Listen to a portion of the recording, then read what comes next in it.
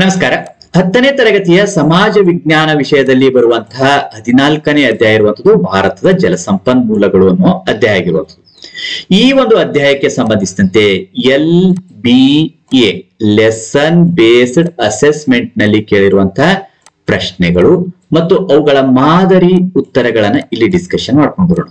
ಪೂರ್ತಿಯಾಗಿರುವಂತಹ ವಿಡಿಯೋನು ವೀಕ್ಷಿಸಿ ಹಾಗೂ ನಿಮ್ಗೆ ಈ ವಿಡಿಯೋ ಇಷ್ಟ ಆದಲ್ಲಿ ಲೈಕ್ ಮಾಡಿ. 14ನೇ ಅಧ್ಯಾಯ ಇರುವಂತದ್ದು ಭಾರತದ ಜಲಸಂಪನ್ಮೂಲಗಳು ಆಗಿರುವಂತದ್ದು. ಮೊದಲ ವಿಭಾಗದಲ್ಲಿ ಪ್ರತಿಯೊಂದು ಪ್ರಶ್ನೆ ಅಥವಾ ಅಪೂರ್ಣ ಹೇಳಿಕೆಗೆ 4 ಆಯ್ಕೆಗಳನ್ನು ನೀಡಲಾಗಿದೆ. ಅವುಗಳಲ್ಲಿ ಸೂಕ್ತವಾದ ಒಂದು ಉತ್ತರವನ್ನು ಆರಿಸಿ ಅದರ ಕ್ರಮಾಕ್ಷರದೊಡನೆ ಪೂರ್ಣ ಉತ್ತರವನ್ನು ಬರೆಯಿರಿ ಅಂತ ಕೇಳಿರುವಂತದ್ದು. ಬಹು ಆಯ್ಕೆ ಪ್ರಶ್ನೆಗಳನ್ನು ಕೇಳಿರುವಂತದ್ದಾಗಿರ್ತದೆ. ಇಲ್ಲಿ 4 ಆಪ್ಷನ್ಸ್ ಗಳನ್ನು ಇವರು ಕೊಟ್ಟಿರುವಂತದ್ದಾಗಿರ್ತದೆ. ಸರಿಯಾಗಿರುವಂತಹ ಉತ್ತರ ಆರಿಸಿ ಬರೆಯಬೇಕಾಗಿರುವಂತದ್ದು. ಮೊದಲನೇ ಪ್ರಶ್ನೆ, ಪ್ರಪಂಚದಲ್ಲಿ ಅತಿ ಹೆಚ್ಚು ನೀರಾವರಿ ಕ್ಷೇತ್ರವನ್ನು ಹೊಂದಿದ ದೇಶ ಯಾವುದು ಅಂತ ಕೇಳಿರುವಂತದ್ದಾಗಿದೆ. ಇದಕ್ಕೆ 4 ಆಯ್ಕೆಗಳನ್ನು ಕೊಟ್ಟಿರುವಂತದ್ದಾಗಿದೆ. ಆದ್ರೆ ನಾವು ಇಲ್ಲಿ ನೇರವಾಗಿ ಉತ್ತರವನ್ನು ಮಾತ್ರ ಡಿಸ್ಕಷನ್ ಮಾಡ್ಕೊಂಡು ಬರೋಣ. ಪ್ರಪಂಚದಲ್ಲಿ ಅತಿ ಹೆಚ್ಚು ನೀರಾವರಿ ಕ್ಷೇತ್ರವನ್ನು ಹೊಂದಿರುವ ದೇಶ ಯಾವುದು ಅಂದಾಗ ಭಾರತ ಆಗಿರುವಂತದ್ದಾಗಿದೆ. ಇನ್ನು ಎರಡನೇ ಪ್ರಶ್ನೆ, ಭಾರತದಲ್ಲಿ ಅತಿ ಹೆಚ್ಚು ಕೆರೆ ನೀರಾವರಿಯನ್ನು ಅನುಸರಿಸುವ ರಾಜ್ಯ ಯಾವುದು ಅಂತ ಕೇಳಿರುವಂತದ್ದು. ಕೆರೆ ನೀರಾವರಿ ಅನುಸರಿಸುವ ರಾಜ್ಯ ಆಂಧ್ರ ಪ್ರದೇಶ ಆಗಿರುವಂತದ್ದು. ಇನ್ನು ಮೂರನೇ ಪ್ರಶ್ನೆ, ಸ್ವತಂತ್ರ ಭಾರತದ ಮೊದಲ ವಿವಿಧೋದ್ದೇಶ ನದಿ ಕಣಿವೆ ಯೋಜನೆ ಯಾವುದು ಅಂತ ಕೇಳಿರುವಂತದ್ದು. ದಾಮೋದರ್ ನದಿ ಕಣಿವೆ ಯೋಜನೆ ಆಗಿರುವಂತದ್ದು. ಇನ್ನು 4ನೇ ಪ್ರಶ್ನೆ, ಮಹಾನದಿಗೆ ಅಡ್ಡಲಾಗಿ ನಿರ್ಮಿಸಲಾದ ಅಣೆಕಟ್ಟು ಯಾವುದು ಅಂತ ಕೇಳಿರುವಂತದ್ದು. ಹಿರಾಕುಡ್ ಅಣೆಕಟ್ಟು. ಇನ್ನು 5ನೇ ಪ್ರಶ್ನೆ, ಬಿಹಾರದ ಕಣ್ಣೀರ್ ನದಿ ಎಂದು ಕರೆಯಲ್ಪಡುವ ನದಿ ಯಾವುದು ಅಂತ ಕೇಳಿರುವಂತದ್ದು. ಕೋಸಿ ನದಿ. ಇನ್ನು 6ನೇ ಪ್ರಶ್ನೆ, ನಾಗಾರ್ಜುನ ಸಾಗರ ಅಣೆಕಟ್ಟನ್ನು ಈ ನದಿಗೆ ಅಡ್ಡಲಾಗಿ ನಿರ್ಮಿಸಲಾಗಿದೆ ಅಂತ ಕೇಳಿರುವಂತದ್ದು. ಕೃಷ್ಣಾ ನದಿಗೆ ಅಡ್ಡಲಾಗಿ ನಿರ್ಮಿಸಲಾಗಿದೆ. ಇನ್ನು 7ನೇ ಪ್ರಶ್ನೆ, ದಾಮೋದರ್ ನದಿ ಕಣಿವೆ ಯೋಜನೆ ನಿರ್ಮಾಣದಿಂದ ಆಗಿರುವ ಪರಿಣಾಮ ಏನು ಅಂತ ಕೇಳಿರುವಂತದ್ದು. ದಾಮೋದರ್ ನದಿಯು ಬಂಗಾಳದ ದುಃಖದ ನದಿಯಾಗಿ ಉಳಿದಿಲ್ಲ. ಇನ್ನು 8ನೇ ಪ್ರಶ್ನೆ, ಒಡಿಶಾದ ಪ್ರಮುಖ ವಿವಿಧೋದ್ದೇಶ ನದಿ ಕಣಿವೆ ಯೋಜನೆ ಯಾವುದು ಅಂತ ಕೇಳಿರುವಂತದ್ದು. ಹಿರಾಕುಡ್ ಯೋಜನೆ. ಇನ್ನು 9ನೇ ಪ್ರಶ್ನೆ, ಸಟ್ಲೇಜ್ ನದಿಗೆ ಅಡ್ಡಲಾಗಿ ನಿರ್ಮಿಸಿದ ವಿವಿಧೋದ್ದೇಶ ನದಿ ಕಣಿವೆ ಯೋಜನೆ ಯಾವುದು ಅಂತ ಕೇಳಿರುವಂತದ್ದು. ಬಾಕ್ರಾ ನಂಗಲ್. ಇನ್ನು 2ನೇ ವಿಭಾಗದಲ್ಲಿ ಈ ಪ್ರತಿಯೊಂದು ಪ್ರಶ್ನೆಗೂ ಒಂದೊಂದು ವಾಕ್ಯದಲ್ಲಿ ಉತ್ತರಿಸಿರಿ ಅಂತ ಕೇಳಿರುವಂತದ್ದು. 10ನೇ ಪ್ರಶ್ನೆ, ನೀರಾವರಿ ಎಂದರೇನು ಅಂತ ಕೇಳಿ. ವ್ಯವಸಾಯದ ಭೂಮಿಗೆ ಕೃತಕವಾಗಿ ಕಾಲುವೆ, ಬಾವಿ ಮತ್ತು ಕೆರೆಗಳಿಂದ ನೀರು ಸರಬರಾಜು ಮಾಡುವುದು ನೀರಾವರಿ. ಇನ್ನು 11ನೇ ಪ್ರಶ್ನೆ, ಭಾರತದ ಅತಿ ಎತ್ತರವಾದ ಅಣೆಕಟ್ಟು ಯಾವುದು ಅಂತ ಕೇಳಿರುವಂತದ್ದು. ತೆಹ್ರಿ ಅಣೆಕಟ್ಟು. ಇನ್ನು 12ನೇ ಪ್ರಶ್ನೆ, ಭಾರತ ಮತ್ತು ನೇಪಾಳ ದೇಶಗಳ ಜಂಟಿ ಯೋಜನೆ ಯಾವುದು. ಕೋಸಿ ಯೋಜನೆ. ಇನ್ನು 13ನೇ ಪ್ರಶ್ನೆ, ಮಳೆ ಕೊಯ್ಲು ಎಂದರೇನು.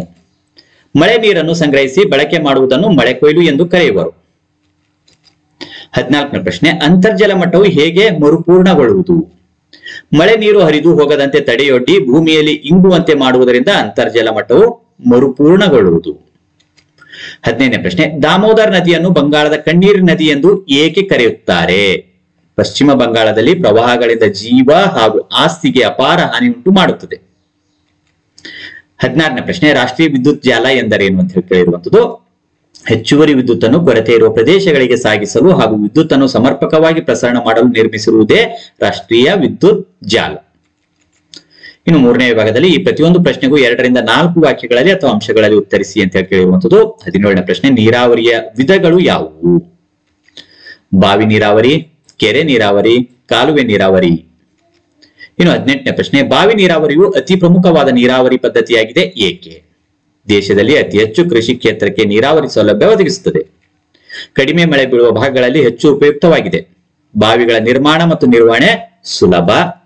ಕೆರೆ ಮತ್ತು ಕಾಲುವೆ ನೀರಾವರಿ ಸೌಲಭ್ಯವಿಲ್ಲದ ಭಾಗಗಳಲ್ಲಿ ಅವಶ್ಯಕ. ಇನ್ನು 19ನೇ ಪ್ರಶ್ನೆ, ಸರ್ವಕಾಲಿಕ ಕಾಲುವೆ ಮತ್ತು ಪ್ರವಾಹ ಕಾಲುವೆಗಳ ನಡುವಿನ ವ್ಯತ್ಯಾಸಗಳಾವು ಅಂತ ಕೇಳಿರುವಂತದ್ದು. ಇವೆರಡರ ಮಧ್ಯದಲ್ಲಿನ ವ್ಯತ್ಯಾಸಗಳನ್ನು ಬರೆಯಬೇಕಾಗಿರುವಂತದ್ದು. ಈ ಕಡೆ ಸರ್ವಕಾಲಿಕ ಕಾಲುವೆಗಳನ್ನು ಕೊಟ್ಟಿರುವಂತದ್ದಾಗಿದೆ.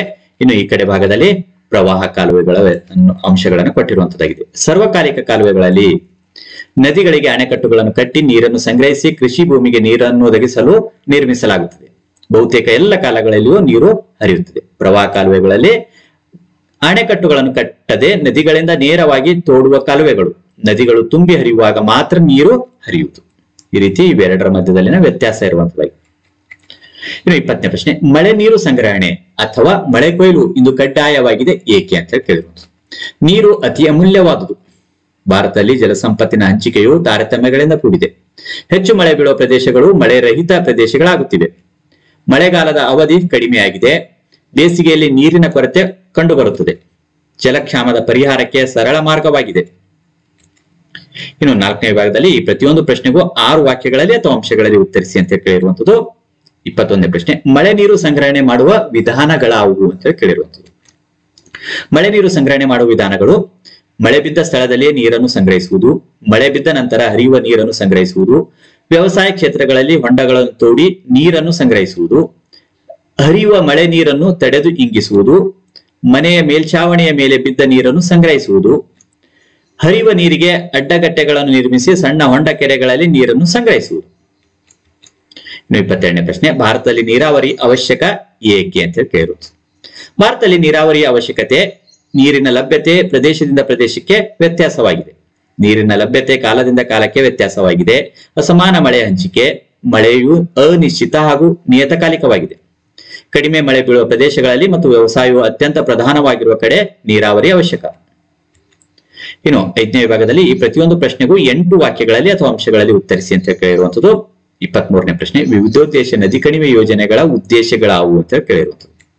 ವಿವಿಧೋದ್ದೇಶ ನದಿ ಕಣಿವೆ ಯೋಜನೆಗಳ ಉದ್ದೇಶಗಳು: ನೀರಾವರಿ ಸೌಲಭ್ಯವನ್ನು ಒದಗಿಸುವುದು, ಜಲವಿದ್ಯುತ್ ಶಕ್ತಿಯನ್ನು ಉತ್ಪಾದಿಸುವುದು, ನದಿಗಳ ಪ್ರವಾಹವನ್ನು ನಿಯಂತ್ರಿಸುವುದು, ನೌಕಾಯಾನದ ಸೌಲಭ್ಯವನ್ನು ಒದಗಿಸುವುದು, ಗೃಹ ಬಳಕೆ ಹಾಗೂ ಕೈಗಾರಿಕೆಗಳಿಗೆ ನೀರನ್ನು ಒದಗಿಸುವುದು, ಮಣ್ಣಿನ ಸವಕಳಿಯ ನಿಯಂತ್ರಣ, ಮೀನುಗಾರಿಕೆಯ ಅಭಿವೃದ್ಧಿ ಮಾಡುವುದು, ಅರಣ್ಯ ಸಂಪತ್ತನ್ನು ವೃದ್ಧಿಸುವುದು.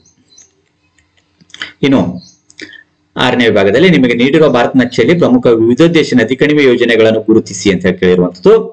ಬಾಕ್ರಾನಂಗಲ್, ಕೋಸಿ, ನರ್ಮದಾ, ಹೀರಾಕುಡ್, ದಾಮೋದರ್, ಕೃಷ್ಣಾ ಮೇಲ್ದಂಡೆ ಯೋಜನೆ, ತುಂಗಭದ್ರಾ, ನಾಗಾರ್ಜುನ ಸಾಗರಗಳನ್ನ ಕೊಟ್ಟಿರುವಂತದ್ದು. ಇವುಗಳನ್ನ ಭಾರತ ನಕಾಶೆಯಲ್ಲಿ ಗುರುತಿಸಬೇಕಾಗಿರುವಂತದ್ದು. ಈ ರೀತಿಯಾಗಿ ಭಾರತ ನಕಾಶೆಯಲ್ಲಿ ನೀವು ಸ್ಥಳಗಳನ್ನು ಗುರುತಿಸಿರುವಂತದನ್ನ ಗಮನಿಸಬಹುದಾಗಿರುವಂತದ್ದಾಗಿದೆ. ಬಾಕ್ರಾನಂಗಲ್ ಇಲ್ಲಿ ಗುರುತಿಸಿರುವಂತದನ್ನ ನೀವು ಗಮನಿಸಬಹುದು. ಇನ್ನು ಬಿ, ಕೋಸಿ ಯೋಜನೆ ಇಲ್ಲಿ ಗುರುತಿಸಿರುವಂತದನ್ನ ನೀವು ಗಮನಿಸಬಹುದು. ಇನ್ನು ನರ್ಮದಾ ನದಿ ಯೋಜನೆ ಇಲ್ಲಿ ಇರುವಂತದನ್ನ ನೀವು ಗುರುತಿಸಿರುವಂತದನ್ನ ಗಮನಿಸಬಹುದು. ಇನ್ನು ಹೀರಾಕುಡ್ ಯೋಜನೆ ಇಲ್ಲಿರುವಂತದನ್ನ ನೀವು ಗಮನಿಸಬಹುದು. ಇನ್ನು ದಾಮೋದರ್ ಯೋಜನೆ ಇಲ್ಲಿರುವಂತದ್ದಾಗಿದೆ. ಕೃಷ್ಣಾ ಮೇಲ್ದಂಡೆ ಯೋಜನೆ ಇಲ್ಲಿ ಕರ್ನಾಟಕದಲ್ಲಿ ಕೃಷ್ಣಾ ಮೇಲ್ದಂಡೆ ಯೋಜನೆ. ಇನ್ನು ತುಂಗಭದ್ರಾ, ಕರ್ನಾಟಕದಲ್ಲಿ ತುಂಗಭದ್ರಾ ಯೋಜನೆ ಇರುವಂತದ್ದು. ಇನ್ನು ನಾಗಾರ್ಜುನ ಸಾಗರ ಇಲ್ಲಿರುವಂತದನ್ನ ನೀವು ಗಮನಿಸಬಹುದು. ಈ ರೀತಿಯಾಗಿ ಭಾರತ ನಕಾಶೆಯಲ್ಲಿ ಈ ಎಲ್ಲ ಸ್ಥಳಗಳನ್ನ ಗುರುತಿಸಿರುವಂತದ್ದಾಗಿದೆ. ಹೀಗೆ 14ನೇ ಅಧ್ಯಾಯ ಭಾರತ ಜಲಸಂಪನ್ಮೂಲಗಳಿಗೆ ಸಂಬಂಧಿಸಿದಂತೆ LBA ಪ್ರಶ್ನೆಗಳು ಮತ್ತು ಮಾದರಿ ಉತ್ತರಗಳನ್ನ ನಾವಿಲ್ಲಿ ನೋಡ್ಕೊಂಡು ಬಂದಿರುವಂತದ್ದಾಗಿದೆ. ಈ ವಿಡಿಯೋ ನಿಮಗೆ ಇಷ್ಟ ಆದಲ್ಲಿ ಲೈಕ್ ಮಾಡಿ. ಈ ತರ ಒಂದು ಅಧ್ಯಾಯಗಳಿಗೆ ಸಂಬಂಧಿಸಿರುವಂತಹ ವಿಡಿಯೋಗಳು ವೀಕ್ಷಿಸುವುದಕ್ಕಾಗಿ ಈ ವಿಡಿಯೋದ ಕೊನೆಯಲ್ಲಿ ಪ್ಲೇ ಲಿಸ್ಟ್ ಇರ್ತದೆ, ಅಲ್ಲಿ ಕ್ಲಿಕ್ ಮಾಡಿ ಎಲ್ಲಾ ವಿಡಿಯೋಗಳನ್ನು ವೀಕ್ಷಣೆ ಮಾಡಿ ಪರೀಕ್ಷೆಗಾಗಿ ಪ್ರಾಕ್ಟೀಸ್ ಮಾಡಿಕೊಳ್ಳುವುದಕ್ಕಾಗಿ ಬಳಸಿಕೊಳ್ಳಬಹುದಾಗಿರುವಂತದ್ದಾಗಿದೆ. ಮತ್ತೆ ಮುಂದಿನ ಭಾಗದಲ್ಲಿ ಭೇಟಿಯಾಗೋಣ. ಧನ್ಯವಾದ.